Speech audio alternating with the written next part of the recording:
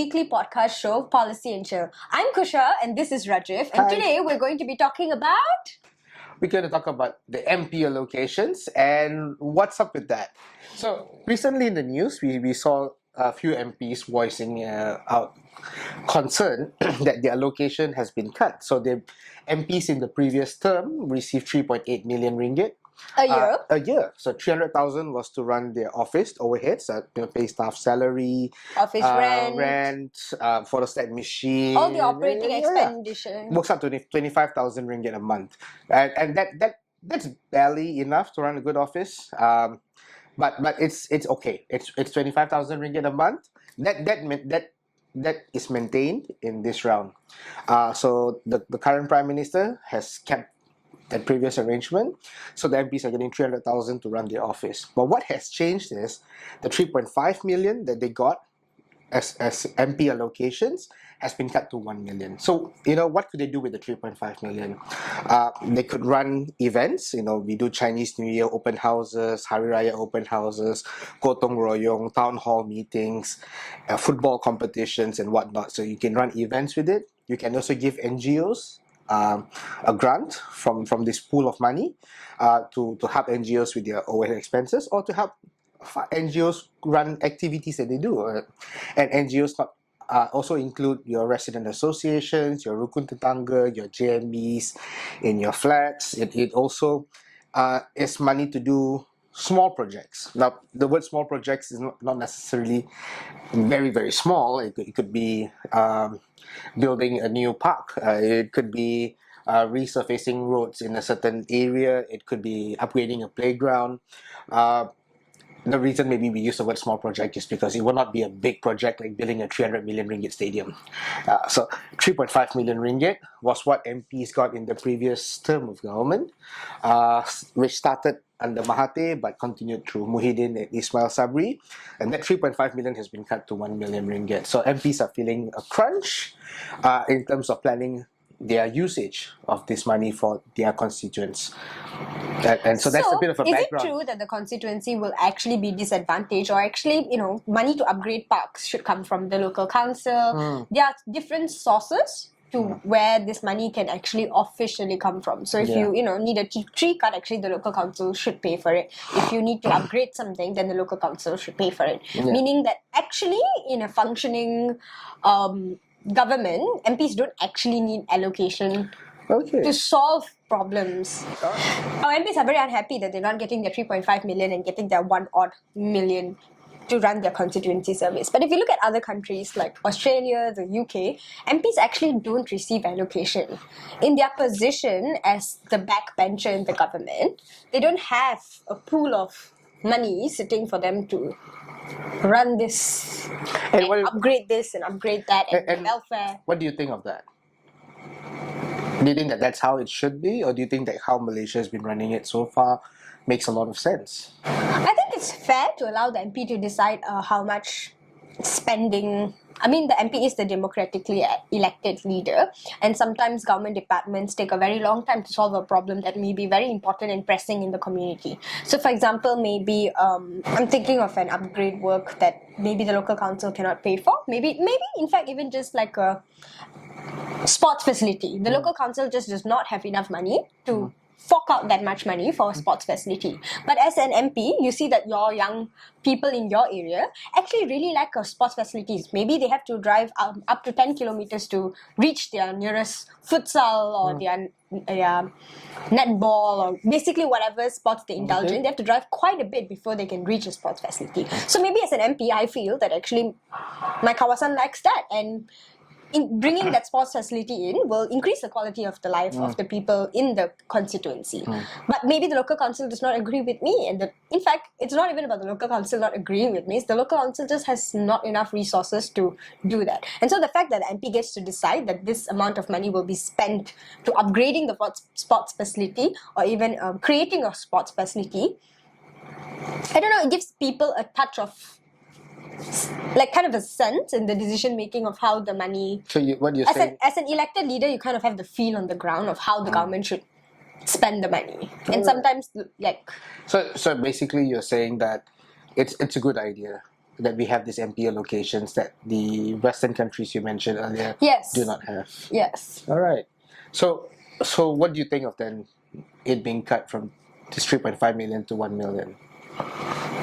I'm neutral on the cut actually. Okay. I understand that some people have much bigger constituency to serve, some people have poorer constituency to serve. So sometimes I wish the allocation was not according to the constituency, but maybe the level of poverty in the constituency, or maybe the level of how developed or undeveloped the constituency is. So for example, if you take a constituency that's mostly senior citizen, very happily, richly retired, then maybe that person doesn't need the full allocation. But wouldn't that make it difficult as well? I mean, we're going a bit tangent into this, but wouldn't it be a bit difficult to start giving different amounts? How do you lay out the differences and draw lines between this think it's a constituency gets how difficult- much and that constituency gets how much and all that? So it may become very It's a arbitrary. difficult ideal that I have in my head. Like, I think the allocation should not be equal for everybody. I think there's different, like, I feel like we should have a few criterias, a few, like, principles, like a few formula we live by. But yes, I understand my ideal is very complicated and very mathematical and may not end up being fairer than the current system. But at the same time, I wish that our government has the resources for us to not require any allocation. Okay. I wish that we can increase our taxes a little bit so that we can, fund other things that the public can use for public use. Or we're constantly attracting private investment to better the lives of the people, but then that becomes very tricky because Where does it become tricky? private investors have their own. They're trying to maximize their profit, and that may not always be in line with the wants and needs of the people. Okay. All right. So, right now, let's pick up something you said earlier. Government departments exist across the board to tackle different issues. And pretty much everything that an MP could spend his allocation on has a government department taking care of it. For example, schools. If I was an MP, a lot of my allocation will go towards repairing schools because a lot of our schools have a backlog of problems that need to be fixed, from leaking roofs to plumbing problems, toilets which are not functioning well, electrical wiring that's old. You normally change your building wiring every 20 to 30 years, and we got 60-year-old schools in PJ that still has the 60-year-old electrical system that needs upgrading, needs renewing. So there's a lot of needs, there's a lot of wants. The challenge is every department has a pot of money allocated by the Ministry of Finance that is approved in the budget table in Parliament. So Ministry of Finance will draft out the budget every year, and that is the money that is going to be allocated across all the different government departments. It's tabled in Parliament. Parliament has to approve that budget. But once that budget is approved, the various head of departments have to make difficult decisions all the time. So if you were the head of the Petaling School District, you need to decide which of the many schools will get repaired this year because you don't have enough money to fix everything. And so the question then comes down to who should make this decision. So under the system that we have, which is also pretty much a similar system in a lot of countries, once the money comes on to the department, then the department head gets to decide.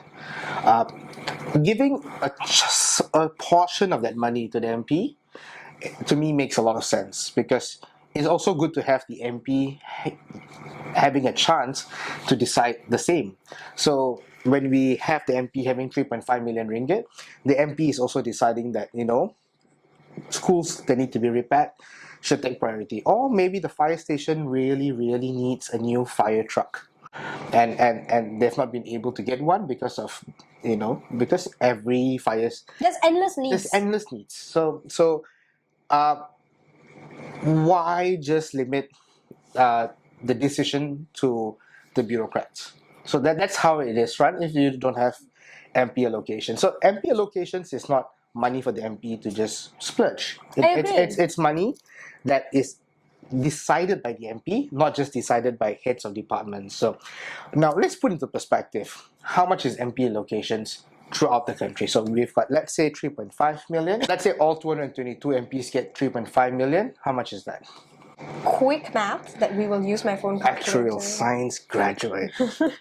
777 million ringgit. Now, how much is the federal budget? Over 300 billion ringgit? Yes. So- So you were saying, yes, the MP Yeah, only so gets to decide zero- 777 million Yeah, out of the 300 billion federal Yeah, budget. and to put into perspective, it's like 0.2% Oh, of our federal budget. yes. All right, and by slashing it, we're not really changing the equation. And so I'm a proponent for restoring the 3.5 million. In fact, I think why not even give them 10 million to decide on, but not 10 million to do open house, like not 10 million for makan, but 10 million for projects. 10 million for projects that the MPs can decide on. In the local hospital in that area may need an upgrade, may need some new medical equipment, and the MP can decide that it will be purchased out of his 10 million or 3.5 million. Fire stations may need an upgrade. The police station may be in need of some equipment, and so on and so forth. We have a lot of government departments in every constituency. But and how will this? Do you think the government departments will be more objective in their giving out of the funds, and do you think MPs might easily be what? subjected to favoritism, for example, I think or subjected to using it for political use? Because this is the discussion that a lot of people. I think before we just dismiss things as political use, like maybe let's discuss that. What do you mean by political use? Maybe the MP is only choosing to upgrade a sports facility because the contractor is his funder and the contractor is telling him that's a great project to do, you should upgrade the sports facility. Alright. But he doesn't feel it, like how I explained it earlier. see, It's not that the nearest sports facility is 7 kilometers and it's troubling people to drive away. Alright. It's not that the hospital needs the medical equipment. It's just that his friend is producing the medical equipment. So, there is a debate of like how much. It can still happen with government offices and government departments. Like government departments can. I'm glad you pointed it out, because Yes, it's not I think- only the MPs who are able to engage in this kind of behaviors, but also government departments. Yeah. So safeguards that exist to ensure that people in power don't do stuff like this Yes. already are sort of in place. It could always be improved upon and should apply to both head of departments as well as MPs. Because agree. everything that you pointed out could also happen to head of departments. Yes, I'm aware. I don't think that someone's only gonna- politicians are susceptible to corruption. I do think. Someone's going to make decisions. Yep. And when decisions are made, check and balances need to come into place to check on those things. But who do we want making these decisions? And I think there's value in having MPs Who are elected by the people. to make some of these decisions. Maybe not all of them. Not the entire federal But we're talking budget. about giving back 0.2% of the budget for them to decide.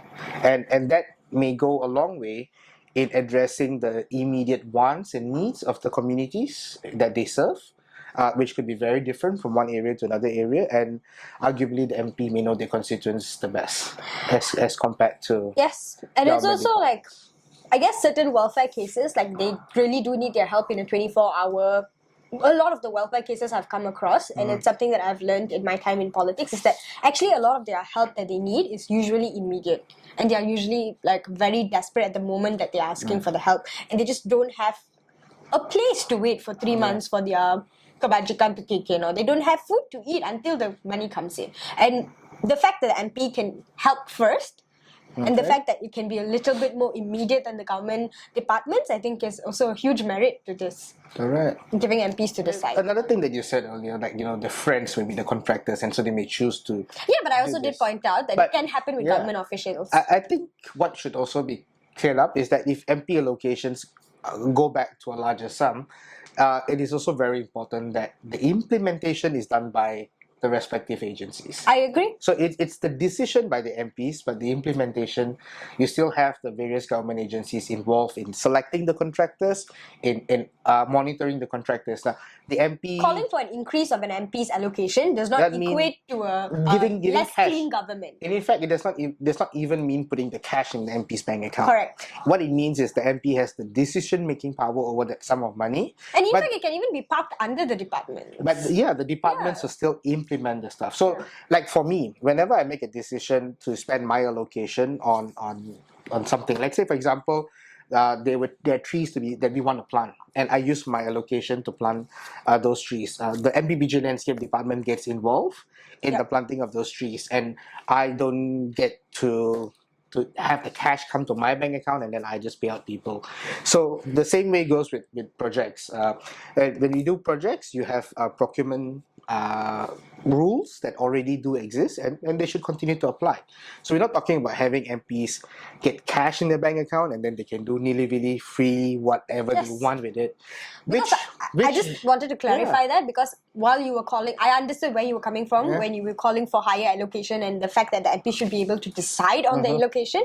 It might also be viewed slightly wrongly, and I just want to clear that. Fun fact, places like the Philippines, the cash just goes into the MP's bank congressman's account. sort of, Oh. they buy cars with it, not just do. Yeah, see, we are very clear that we don't want to cross that line in governing. We just want to give MPs a little bit more governing power, a little bit more decision-making power, but that does not make the MP richer. We're not giving money to the MP. We're just allowing the MP to make some decisions in the grand scheme of things. Yeah. And that's money that can also be designated. So the other portion, not half, but the other one portion of the MP's allocation, if we want to put segments to it, is the money that we talked about in the a few minutes ago, open houses, events for the community, and so on.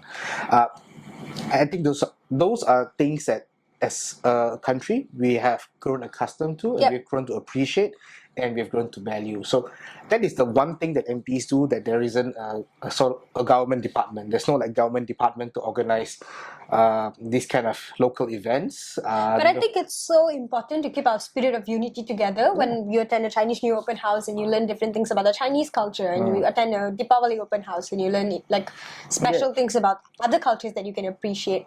And so I think that this should continue. And in order for this to continue, the MP allocations should reflect that a portion of the money should be allocated for that. So, it can be ring fenced that if you increase to 3.5 million, and it was ring fenced last time, 2 million must be spent purely on projects. 1.5 million is for giving to NGOs, organizing events, giving welfare cases, and so on. But 2 million out of the 3.5 million is strictly for projects, and 1.5 million is for community grants. And such rules can exist as we move forward if we were to increase the allocation from 1 million back to the 3.5 million, or even further, going up to 5-10 million. So we're not talking about putting an extra burden on the government finances. We're talking about reallocating how government spends money. And I think when I look at it overall, I feel the value that we should reallocate some of that. And as a state assemblyman, I have no problem being transparent about that we get 800,000 ringgit allocation a year to partially to run our office, but also to do community events as well as to do small projects.